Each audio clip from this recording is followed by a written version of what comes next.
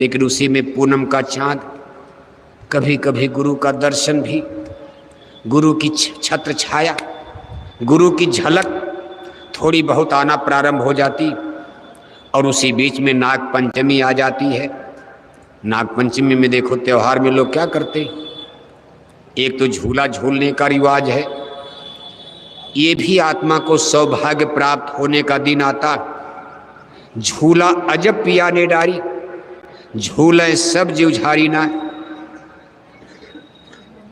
लेकिन उलट गगन कोई गुरुमुख झूले, गुरु का की झलक मिलने लगी। अब आप गुरुमुख, गुरु का अंदर में झलक मिलने लगी, दर्शन मिलने लगा, तभी तो गुरुमुख बनोगे आप।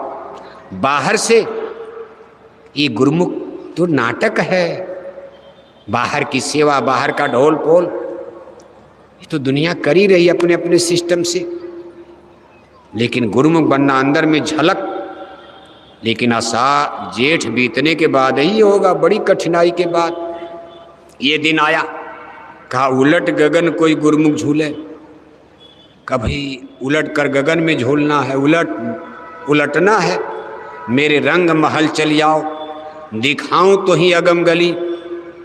उलटना पड़ेगा, उलटना माने अभी तो नीचे की तरफ माया की तरफ गिरे जा रहे। अब आपको इधर से इंटरनल, एक्सटर्नल नहीं, इंटरनल, ये मामूली चीज नहीं है। मन को, बुद्धि को, चित्त को, संसार के लोभ और मोह, संसार की वासनाओं से इधर से हटा करके दोनों आंखों के बीच में कंसंट्रेट, अंदर की तरफ, इंटरनल, इसको कहते हैं उलटना। सूरत का उलटना, मन का उलटना। उलट गगन कोई गुरुमुख झूले। और कहा भाई ऐसा ये झूला है, इसमें न डोर है न डाली, कुछ पता है, शब्द का झूला है। यहाँ झूला आप पेंग लगाते हो, पेड़ में, डाली में रस्सा बांध कर आप झूला झूलते हो सावन के नाग पंचमी में। अब तो लोग कम झूलते, लेकिन झूलते हैं सावन में। लेकिन अंदर में जो गुरुमुख झूलता है, इस शब्द के हिडोले पर झूलता, शब्द की ही डोर लगी है, शब्द की ही रस्सी लगी है, शब्द की ही डार लगी है। जहाँ झूला टंगा है, अधर है, अधर में ये सब खेल शब्द है, शब्द का है। लेकिन उस झूले में कितना आनंद है। और उसी बीच में देखो मल कुश्ती होती। एक दिन पहलवान लोग अखाड़े में भिड़ते हैं, दंगल और कुश्ती लड़ी जाती नागपंचमी। अब तो कम लोग लड़ते, पहले जमाने में दंगल कुश्ती का ही त्योहार माना जाता था, लोग लड़ते थे, भिड़ते थे।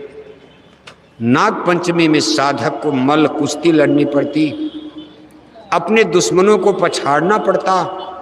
ये दुश्मन क्या है? 5 दुश्मन हैं, काम, क्रोध, लोभ, मोह, अहंकार। ये 5 मुख्य हैं और एक के 5 बच्चे हैं, 5 बच्चे 25। लेकिन जब मूल रूप से 5 मर गए तो अच्छे बच्चे तो ऐसे भी मर जाएंगे। कहा 5 नाग 25 नागिन, सूंघत गई मरी। गुरु ने मुहिदीन ही अजब जड़ी, गुरु ने मुहिदीन ही नाम जड़ी। ये नाग पंचमी हो गई, पूनम के बाद नाग पंचमी। इसीलिए देखो ये पूनम आषाढ़ में रखी गई, क्योंकि इसमें बादल हैं, अभी कर्मों की पूरी सफाई नहीं है। पूरे गुरु का दर्शन।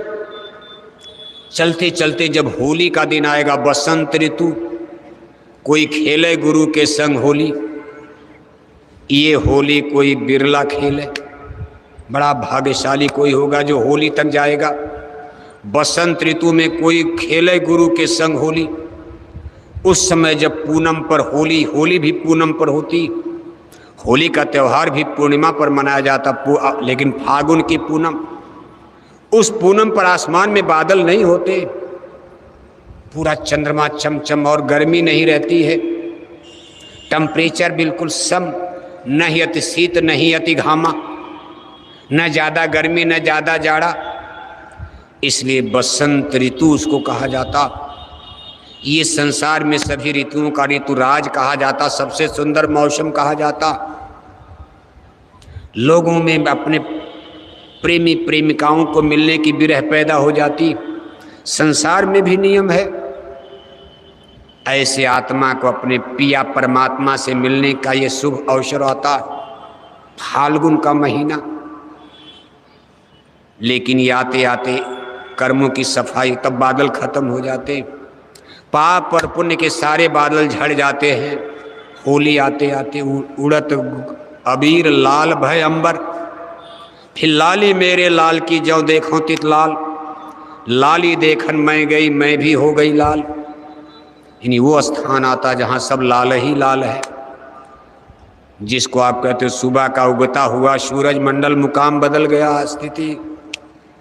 वहीं से पूनम का चंद्रमा आगे नजर आता। गगन मंडल त्रिकुटी गढ़ पर चढ़ करके सूरत देखती है। आसमान में पूनन चंद्र उगौरी, जैसे यहाँ आसमान में चंदा मामा दिखाई देता, ऐसे गगन मंडल त्रिकुटी मुकाम पर चढ़कर सूरत को आसमान में पूनम चंद्रमा नजर आता, गुरु स्वरूप नजर आता। ये अपने किस्मत और भाग की सराहना करती। लेकिन ये क्रमशः चल रहा। अभी देखो नाग पंचमी मना लिया, नाग पंचमी के बाद जन्माष्टमी